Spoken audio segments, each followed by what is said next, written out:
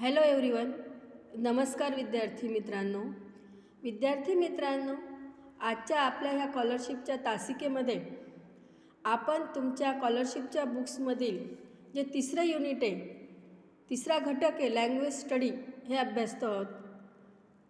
हा घटक अभ्यासत असताना तुम्ही गेल्या 2 व्हिडिओ जर बघितले असतील तर त्या व्हिडिओमध्ये आपण या घटकातील लँग्वेज स्टडीतील जो उपघटक आहे पार्ट ऑफ स्पीच म्हणजे शब्दांच्या जाती अभ्यासतो आहे. तुम्हाला माहिती असेल, तुम्ही अभ्यासलं असेल किंवा ते जर दोन्ही व्हिडिओ तुम्ही काळजीपूर्वक ऐकले असतील किंवा तुम्हाला माहिती असेल की शब्दांच्या जाती म्हणजे पार्ट्स ऑफ स्पीच किती 8. There are 8 parts of speech. म्हणजे शब्दांच्या जाती किती आहेत? 8 आहेत.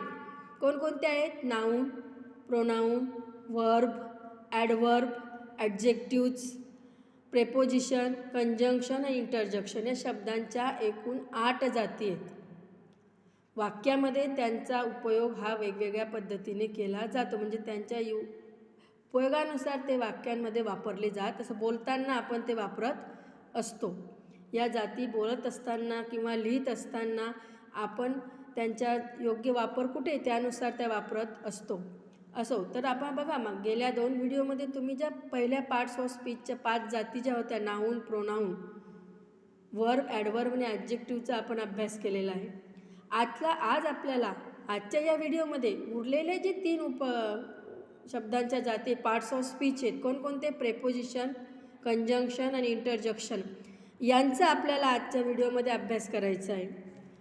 तर विद्यार्थी मित्रांनो, या पार्ट्स ऑफ स्पीचचा अभ्यास करण्यापूर्वी, या घटकांवर स्कॉलरशिपला आलेले प्रश्न सोडवण्यापूर्वी आपण सुरुवातीला हे घटक म्हणजे काय हे आपण अभ्यासून घेऊ. ह्या जाती म्हणजे काय, या जाती कशाला म्हणतात, ते शब्दात त्यांचा उपयोग कसा केला जातो हे आपण सुरुवातीला अभ्यासून घेऊ.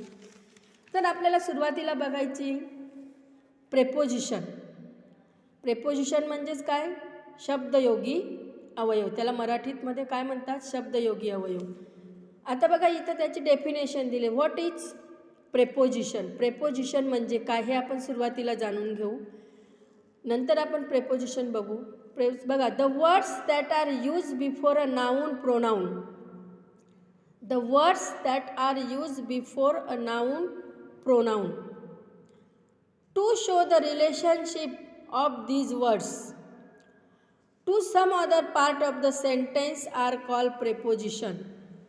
बघा, the words that are used before noun and pronoun, असे काही शब्द की जे शब्द नामाच्या किंवा सर्वनामाच्या पूर्वी वापरलेले असतात आणि ते काय दाखवतात? Show the relationship of these words to some other part of sentence. म्हणजे वाक्याचा जो दुसरा शब्दाशी संबंध जोडला जातो. शो म्हणजे दाखविणे. वाक्याचा या नाऊन प्रोनाऊनशी जो संबंध जोडला जातो सेंटेन्समधला, ते आर कॉल प्रेपोजिशन. त्याला काय म्हणतात? शब्दयोगी अवयव म्हणजेच प्रेपोजिशन असे म्हणतात. म्हणजे नामाच्या किंवा सर्वनामाच्या पूर्वी वापरल्या जाणाऱ्या आणि त्यांच्या वाक्यातील दुसऱ्या शब्दाशी संबंध जोडणाऱ्या शब्दांना काय म्हणतात? प्रेपोजिशन म्हणतात. शब्दयोगी अवयव असे म्हणतात. फॉर एक्झाम्पल बघा, इथं दिलेले 3 example. His book is in his box. His cap is on his head. The old woman buried the pot under a tree. बघा, या तिन्ही वाक्यांमध्ये, तिन्ही सेंटेन्समध्ये, या तिन्ही सेंटेन्समध्ये आपल्याला इन, ऑन आणि अंडर या शब्दांखाली अंडरलाईन केली, अधोरेखित केले. बघा, इन, ऑन आणि अंडर हे जे अधोरेखित केलेले जे शब्द आहेत हे ह्या वाक्यातील, या सेंटेन्समधील काय आहेत? प्रेपोजिशन्स आहेत. हे काय आहेत? प्रेपोजिशन्स आहेत. तर आपल्याला बघा, तुम्हाला समजलं असेल की 2 जे book, box, his book, his box यांच्या दोघांशी संबंध याच्याने जोडलेला आहे. रिलेशनशिप इन, ऑन आणि अंडर. हे झाले तुमचे प्रेपोजिशन. आता आपण बघणार kinds of preposition. Kinds of preposition म्हणजे काय? प्रेपोजिशनच्या आपल्या शब्दयोगी अवयवांचे जे काइंड्स आहेत, प्रकार आहेत, ते 3 प्रकार आपल्याला बघायचे. कोणकोणते असतात? पहिले बघा, सिम्पल प्रेपोजिशन. सिम्पल प्रेपोजिशन याच्यामध्ये काय असतं? यामध्ये फक्त एकाच शब्दाचा समावेश असतो. एकच शब्द असतं. In, on, at, by, upon, on, within, into etcetera. बघा, सिम्पल प्रेपोजिशन म्हणजे इथं एकाच शब्दाचा संबंध असतो. फॉर एक्झाम्पल आहे in, at, by, upon, on, within, into etcetera. Second आहे तुमचं कॉम्प्लेक्स प्रेपोजिशन. कॉम्प्लेक्स प्रेपोजिशन यामध्ये 2 किंवा 3 शब्दांचा समावेश असतो. हे प्रेपोजिशन कोणतं असतं की ज्या प्रेपोजिशनमध्ये 2 किंवा 3 शब्दांचा समावेश असतो त्याला कॉम्प्लेक्स प्रेपोजिशन असे म्हणतात. बघा, in spite of, because of 2 शब्दांचा समावेश, due to, in front of 3 शब्दांचा समावेश. म्हणजे 2 किंवा 2पेक्षा जास्त 3 शब्दांचा समावेश ज्या प्रेपोजिशनमध्ये असतो त्याला कॉम्प्लेक्स प्रेपोजिशन असे म्हणतात. तिसरा प्रकार आहे तुमचा कंपाऊंड प्रेपोजिशन. कंपाऊंड प्रेपोजिशन यामध्ये सुद्धा एकच शब्द असतो परंतु त्याचा उपसर्ग जोडलेला असतो. याच्यामध्ये एकच शब्द असतो पण त्याला उपसर्ग म्हणजे पुढे काहीतरी जोडलेलं असतं, उपसर्ग जोडलेला असतो. जसं amount, around, about, behind, between, beside, etcetera. हे झाले तुमचे कंपाऊंड प्रेपोजिशन.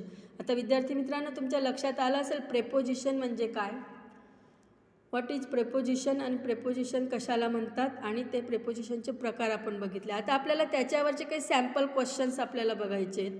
स्कॉलरशिपला या प्रेपोजिशनवर तुम्हाला वेगवेगळ्या प्रकारचे प्रश्न विचारले जातात. एखादी वाक्यामध्ये एखादी प्रश्न असा असतो की तुम्हाला तिथं योग्य प्रेपोजिशन वापरायचं असतं किंवा एखादी सेंटेन्स दिलेलं असतं. दुसऱ्या प्रकारचा प्रश्न, दुसऱ्या टाईपचा प्रश्न, मग क्वेश्चन म्हणजे एखादी सेंटेन्स दिलेला असतो आणि त्या सेंटेन्समध्ये प्रेपोजिशन तुम्हाला ओळखायला लावतात किंवा करेक्ट प्रेपोजिशन कोणतं आहे ते करेक्ट प्रेपोजिशन टाकून तुम्ही सेंटेन्स कंप्लीट करा.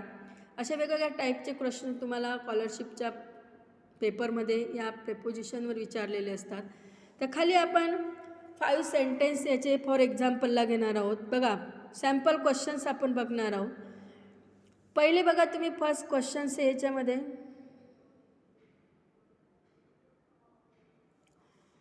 Choose the correct preposition to complete the following sentence. काय सांगितलं आहे त्यांनी, चूज द करेक्ट प्रेपोजिशन. म्हणजे खाली तुम्हाला ऑप्शन दिलेले असतील त्यांच्यापैकी तुम्हाला करेक्ट प्रेपोजिशन म्हणजे शब्दयोगी अवयव उचलायचं आहे to complete the following sentence. आणि खाली दिलेलं हे जे सेंटेन्स आहे हे सेंटेन्स कंप्लीट करायचं आहे. अशा टाईपचा क्वेश्चन तुम्हाला असतो. बघा काय, he was staring angrily dash dash me. Option दिले तुम्हाला on, second option with, third at आणि 4 काय दिलं आहे तुम्हाला फॉर. तर तुम्ही इथं कोणतं करेक्ट प्रेपोजिशन वापरणार, तर इथं वापरणार तुम्ही he was staring angrily at मी.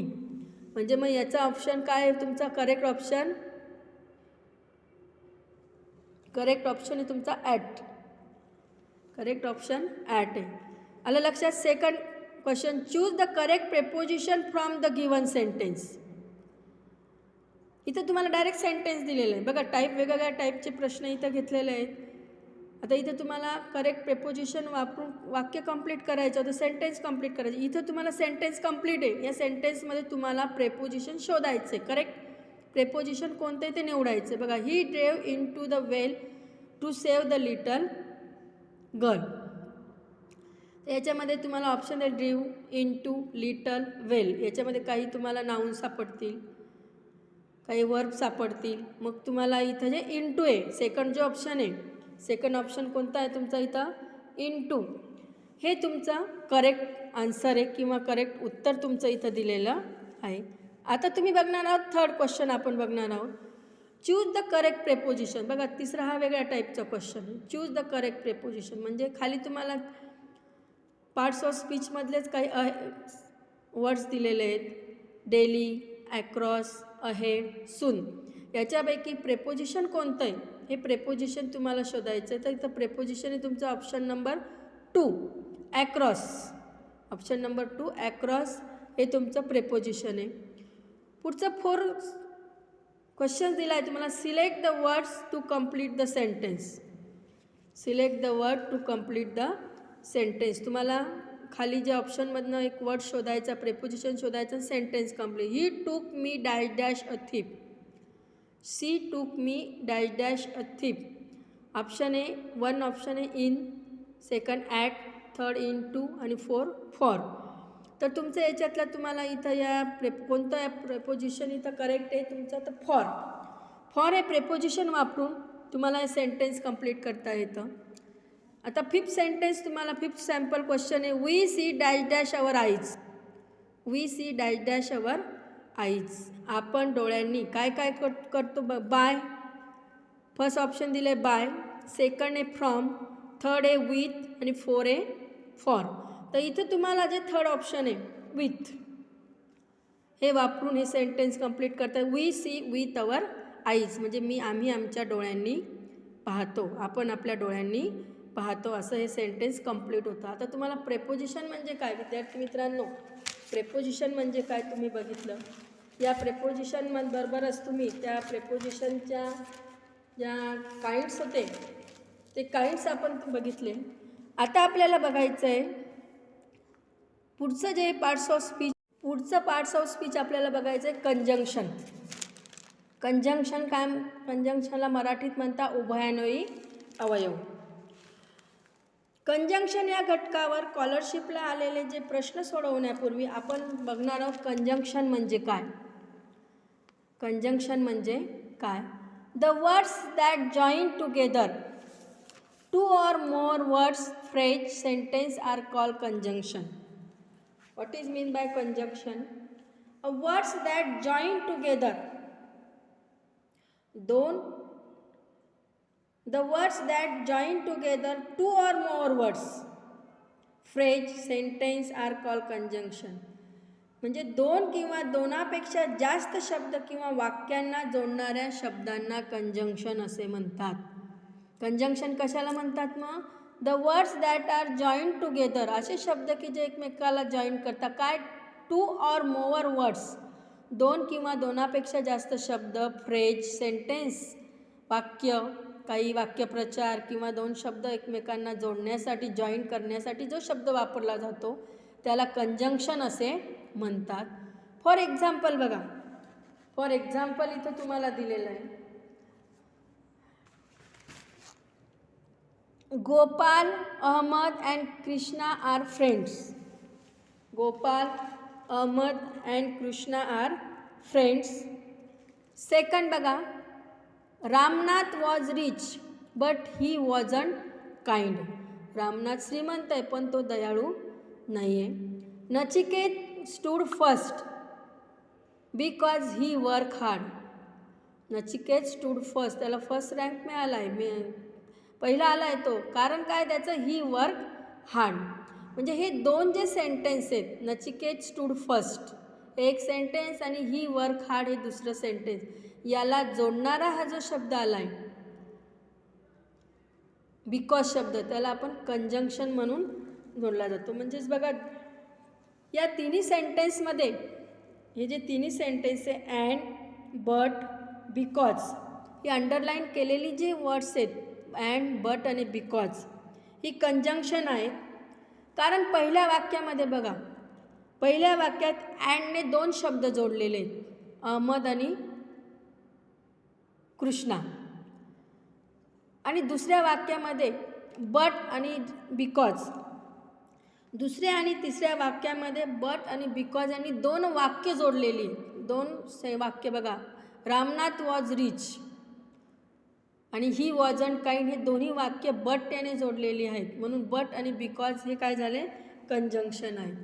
आता आपण याचे प्रकार बघणार आहोत. कंजंक्शनचे प्रकार आपल्याला बघायचे आहेत. बघा पहिला प्रकार आहे coordinating conjunction, coordinator. Coordinating conjunction, coordinator त्याला असे म्हणतात. त्यालाच मराठीत काय म्हणतात, त्याला मराठीत म्हणतात प्रधानत्वसूचक उभयान्वयी अवयव. प्रधानत्वक सूचक उभयान्वयी अवयव. याच्यामध्ये फॉर एक्झाम्पल बघा त्यांनी दिलं, Ramnath and his wife. Ramnath and his wife went for a pilgrimage. Hitesh is poor but he was very honest. Hitesh is poor but he was very honest. याच्यामध्ये काय बघा, दोन शब्द किंवा दोन मुख्य उपवाक्य जोडणाऱ्या उभयान्वयी अव्ययांना प्रधानत्व सूचक उभयान्वयी अव्यय म्हणतात. बघा दोन शब्द काय दिले बघा इथं, रामनाथ अँड हिज वाईफ, हे दोन शब्द आहेत. आणि खाली हितेश इज पुअर आणि ही वॉज व्हेरी ऑनेस्ट, हे दोन वाक्य आहेत. या दोघी वाक्यांना जोडणारा जो अवयव असतो त्याला प्रधानत्व सूचक उभयान्वयी अव्यय असे म्हणतात. सेकंड प्रकार आपण बघणार आहोत, सबऑर्डिनेटिंग कंजंक्शन सबऑर्डिनेटर, म्हणजे गौणत्व सूचक उभयान्वयी अवयव. गौण उपवाक्य, आता गौणत्व सूचक उभयान्वयी अव्यय म्हणजे सबऑर्डिनेटिंग कंजंक्शन म्हणजे काय, गौण उपवाक्य मुख्य उपवाक्याशी जोडणाऱ्या उपवाक्य मुख्य उपवाक्याशी जोडणाऱ्या उभयान्वयी अवयवांना गौणत्व सूचक उभयान्वयी अव्यय असे म्हणतात. गौणत्व सूचक उभयान्वयी अव्यय असे म्हणतात. बघा इथं त्यांनी एक्झाम्पल्स दिलेत. बघा, he ran away because he was afraid. He ran away because he was afraid. She must weep or she will die. या दोन्ही वाक्यांमध्ये अंडरलाईन केले बिकॉज आणि ऑर आहेत. हे दोन वाक्यांना गौणत्व, एक आहे तुमचं गौण उपवाक्य आणि एक आहे मुख्य उपवाक्य, यांना जोडणारे हे दोन शब्द आहेत, म्हणून यांना गौणत्व सूचक उभयान्वयी अव्यय असे म्हणतात. या बिकॉज आणि ऑरच्या व्यतिरिक्त जी काही तुमची उभयान्वयी अव्यय असतात ते after, because, it, that, though, still, before, as, when, while, where ही आहेत. आता आपल्याला याचे काही सेंटेन्स तुम्हाला बघायचे आहेत. या सेंटेन्समध्ये आपण बघणार सॅम्पल क्वेश्चन्स आपल्याला बघायचे. याचे सॅम्पल्स क्वेश्चनमध्ये आपण बघणार आहोत. इथं काही तुम्हाला 5 क्वेश्चन्स दिलेले आहेत, 3 क्वेश्चन्स दिलेले आहेत. ते 3 क्वेश्चन्स तुम्हाला इथं बघायचे आहेत. या 3 क्वेश्चन्समध्ये बघा,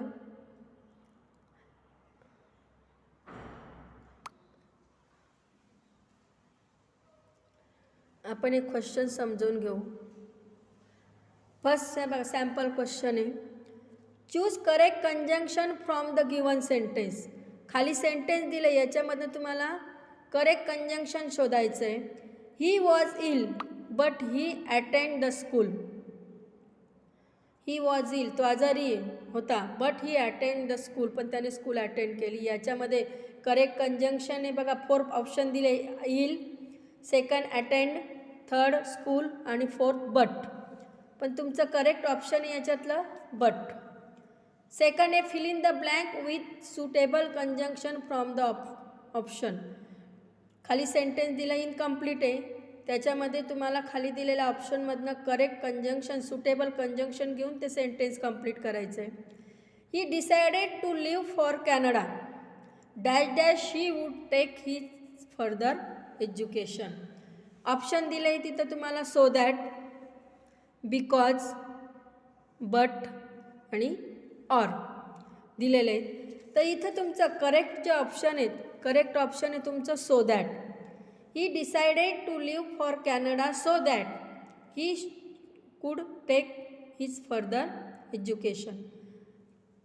थर्ड तुम्हाला सॅम्पल क्वेश्चन दिला, choose the sentence where the underline words in use as a conjunction. खाली 4 सेंटेन्स दिलेले आहेत, त्या प्रत्येक सेंटेन्समध्ये अंडरलाईन केलेला वर्ड्स तुम्हाला दिसत असेल तर बघा, सो हा शब्द आहे.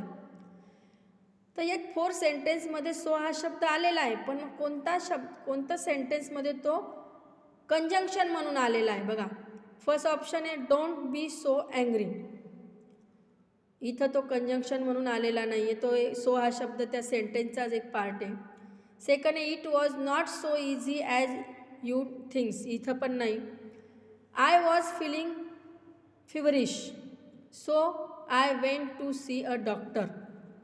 इथं 2 sentence, I was feeling feverish आणि I went to see a doctor, या दोघांना जोडण्यासाठी हा सो हा शब्द आलेला आहे, म्हणून तुमचं इथं थर्ड ऑप्शन करेक्ट आहे. तुमचं कोणतं ऑप्शन करेक्ट आहे इथं? थर्ड ऑप्शन करेक्ट आहे. आता विद्यार्थी मित्रांनो, तुम्हाला समजलं असेल की कंजंक्शन म्हणजे काय, कंजंक्शनचे प्रकार आणि कंजंक्शनवरचे काही प्रश्न तुम्ही अभ्यासले आहे. आता आपल्याला लास्ट जो पार्ट्स ऑफ स्पीच आहे तुमच्या पार्ट्स ऑफ स्पीच जो आहे तो अभ्यासायचा आहे. तो आहे तुमचा इंटरजक्शन. यालाच मराठीमध्ये काय म्हणतात, केवल प्रयोगी अवयव. आता सुरुवातीला या घटकावरील प्रश्न अभ्यासण्यापूर्वी आपण इंटरजक्शन म्हणजे काय हे अभ्यासू.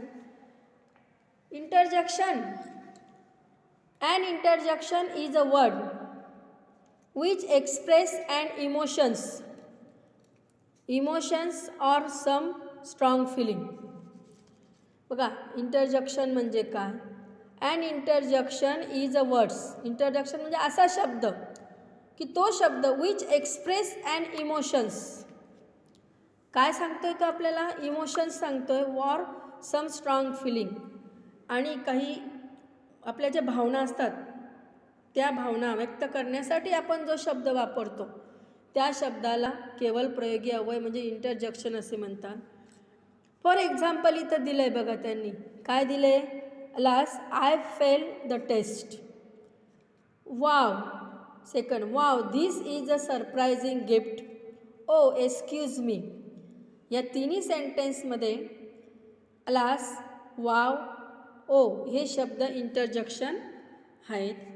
इंटरजक्शन बघा, आपल्या मनातील हर्ष, आपल्याला बघा काही आनंदाची गोष्ट मिळाली किंवा आपल्याला पाहिजे असेल ते मिळालं तर आपल्याला आनंद होतो. मग आपण एकदम वा, वंडरफुल, एक्सलंट असे जे म्हणतो आपण, एकदम आपल्या तोंडातनं ते आपल्या ज्या भावना आहेत त्या एकदम निघतात किंवा एकदम आपण ते आपल्या स्ट्रॉंग फिलिंग असतात ते आपण एक्सप्रेस करतो.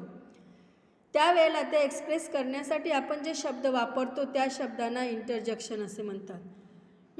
म्हणजे जसं फक्त हर्ष किंवा खेद, विस्मरण, तिरस्कार, शोक, क्रोध, भीती इत्यादी काही विकार व्यक्त करण्यासाठी इंटरजक्शन वापरतात. बघा, त्याच्यातलं आपल्याला सम इम्पॉर्टंट काही इंटरजक्शन आपल्याला इथं दिलेली बघा. अलास, त्याला अरे रे म्हणतात, अरे रे रे रे. परत दुसरं आहे तुमचं बिगॉन, चालता हो. ब्रावो, वा, भले, शाबास. हा, हाला म्हणजे हा हा म्हणतो आपण. हॅलो, का रे आहो. हे, हाय, हॅलो, हुर्रा. त्याचबरोबर वा, हुर्रा म्हणजे वा, शाबाससाठी आपण हा शब्द वापरतो. लो म्हणजे एखादी शब्द पहा बघासाठी वापरतो. ओ, हो, श, वाव, व्हॉट असे काही जे शब्द आहेत हे शब्द इंटरजक्शन आहेत. आता इंटरजक्शनचे काही सॅम्पल क्वेश्चन्स आपल्याला बघायचे आहेत. म्हणजे इंटरजक्शन म्हणजे काय तुमच्या आलं का लक्षात, आपल्या मनातील ज्या इमोशन्स असतात किंवा स्ट्रॉंग फिलिंग्स असतात त्या एक्सप्रेस करण्यासाठी, sudden feeling, strong feeling express करण्यासाठी आपल्या तोंडातनं अचानक जे शब्द बाहेर येतात त्याला इंटरजक्शन असे म्हणतात. मग ते दुःखाच्या वेळेला असू शकतात, तिरस्काराच्या वेळेला असू शकतात, भीतीच्या वेळेला असू शकतात, आनंदाच्या प्रसंगी असू शकतात. अशा प्रकारचे हे शब्द जे असतात त्यांना इंटरजक्शन, मराठीत त्यांना केवल प्रयोगी अवयव असे म्हणतात. तर त्याच्यातले काही 4 सॅम्पल क्वेश्चन्स आपण अभ्यास बघतो इथं बघा. पहिले बघा, choose 2 correct alternatives for the blank place. 2 correct alternatives आपल्याला इथं वापरायचे. हां, ही इज अहेड, ओ, बारो असे इथं तुम्ही वापरू शकतात किंवा इथं तुम्हाला ते वापरता येतील. 2 अल्टरनेटिव्ह तुम्हाला इथं वापरायचे आहेत. पुढचा जे बघा, dash dash I got such a frighten. हो, I got such a frighten. Option दिले हे, थर्ड ओ आणि 4 हॅलो. इथं तुम्ही oh, I got such a fright असं वाचू शकतो. थर्ड ऑप्शन आहे, थर्ड आहे बघा, which part of the speech the underline words belong in the following sentence. खाली सेंटेन्स दिलं आहे, याच्यामध्ये तुम्हाला ते सेंटेन्स कोणतं आहे बुवा, नाऊन एका प्रोनाऊन कोणताच इथं कंजंक्शन पार्ट्स ऑफ स्पीच वापरलेलं आहे. डोंट मेक अ नॉईज हे सेंटेन्स दिलं आहे. याच्यामध्ये अंडरलाईन वर्ड्स जो दिला आहे तुमचा हर्ष, याच्या कोणतं पार्ट्स ऑफ स्पीच आहे? फर्स्ट ऑप्शन दिलं आहे कंजंक्शन, सेकंड आहे नाऊन, थर्ड आहे इंटरजेक्शन आणि फोर्थ आहे प्रेपोजिशन. तर त्याचं जे आन्सर थर्ड ऑप्शन जे इंटरजेक्शन राईट हे dash dash we have won the match. तर इथं तुम्हाला हुर्रा, औच, अलास, ओ हे इंटरजेक्शन दिले. याच्यापैकी तुम्हाला जे करेक्ट आहे ते वापरायचे आहे. तर विद्यार्थी मित्रांनो, आता तुमच्या लक्षात आलं असेल पार्ट्स ऑफ स्पीच म्हणजे काय. ह्या पार्ट्स ऑफ स्पीचवर तुम्हाला स्कॉलरशिपमध्ये प्रश्न विचारले जातात. प्रश्न कशा प्रकारचे विचारले जातात हे पण तुम्ही बघितलं. वेगवेगळ्या टाईपचे वेगवेगळे प्रश्न. पार्ट्स ऑफ स्पीच ओळखा, कोणतं पार्ट्स ऑफ स्पीच आहे ते बघा, अंडरलाईन केलेला शब्द कोणती शब्दांची जात हे ओळखा. अशा प्रकारचे अनेक प्रश्न तुम्हाला विचारलेले असतात. त्यानुसार तुम्ही अभ्यास करायचा आहे. तुम्हाला या घटकावर जर काही अडचण असल्यास मला फोन करून तुम्ही विचारू शकतात. धन्यवाद. थँक्यू.